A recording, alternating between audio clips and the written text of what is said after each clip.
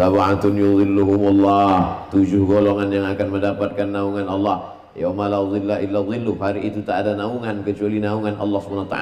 Tidak ada tenda pada hari itu. Yang tukang tenda pun mati nggak bawa tenda. Tapi mohon maaf tukang tendanya. Tapi ada yang dapat naungan. Di antara yang 7 itu adalah rajulani, 2 orang, tahabba fillah, menjalin kasih sayang karena Allah, ijtama alaih, bertemu karena Allah, wa tafarraqa alaih, berpisah pun karena Allah. Malam ini kami bertemu karena Allah di majelisnya hadis Rasulullah, di majelisnya majelis ahli bait Rasulullah, dan andai pun berpisah kami juga berpisah karena Allah insyaallah.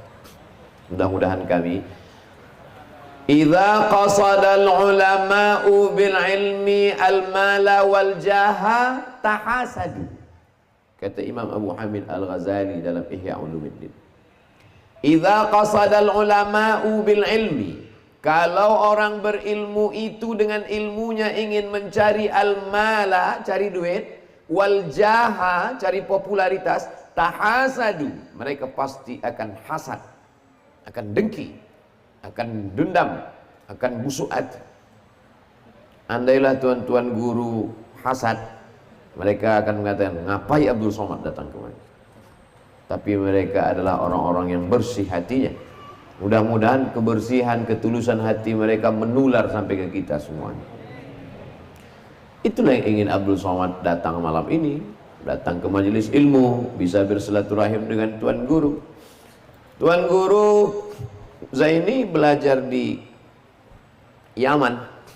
Yaman disebutkan dalam hadis Nabi, Allahumma barik lana fi yamanina, Allahumma barik lana fi syamina.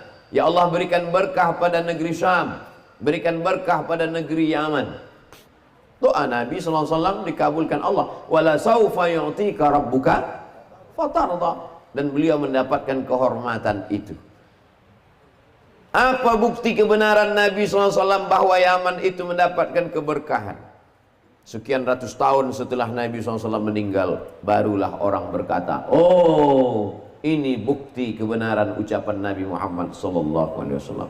Nabi Muhammad SAW punya anak namanya Sayyidatuna Fatimah.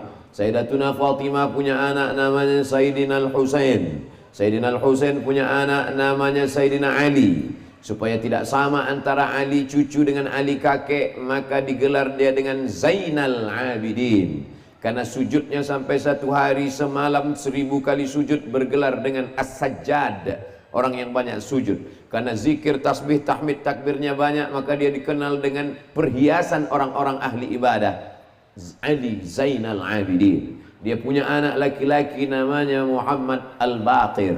Muhammad Al-Baqir punya anak lagi laki-laki namanya Sayyidina Ja'far Shadiq. Sayyidina Ja'far Shadiq punya anak lagi laki-laki namanya Sayyidina Ali Al-Uraidi.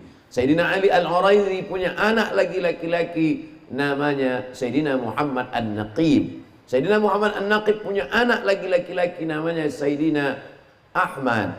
Sayyidina Ahmad punya anak lagi Sayyidina Isa. Sayyidina Isa punya anak laki-laki namanya Sayyidina Ahmad bin Isa Al-Muhajir.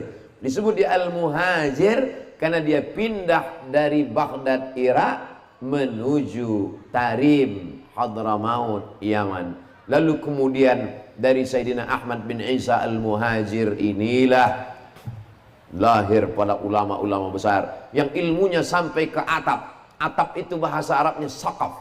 Orang yang ilmunya sampai ke atap, maka disebut dia dengan as-saqaf. Orang Indonesia susah menyebut as-saqaf. Siapa dia? As-Sayyaf. Dan cucu dari as-saqaf itu ada pada malam hari ini, Sayyidi Al-Habib Alawi as-Saqaf, as-Sayyaf, yang ada di sebelah Tuan Guru Zaini. Lalu kemudian Al-Idrus, lalu kemudian Al-Haddad, lalu kemudian Al-Jifri, lalu kemudian bin Yahya, lalu kemudian salah satunya adalah bin Syihab. Salah satu kecurutan bin Syihab itu, itulah dia Al-Habib Rizik Syihab. Dan kita semua adalah pencinta para habaib keturunan Rasulullah SAW. Dan Tuan Guru Zaini, sanad keilmuan beliau bersambung dengan para habaib itu karena para habaib itu berkumpul, maka ada orang yang memanggil ya tarim wa ahlaha, ya tarim wa ahlaha, karena penghuni tarim itu adalah terdiri dari para ala inna awliya Allah la khaufun alaihim wala hum yahzanun. Jadi ini mesti saya jelaskan ini semua. Jangan nanti ditanya kenapa Abdul Somad datang, enggak tahu.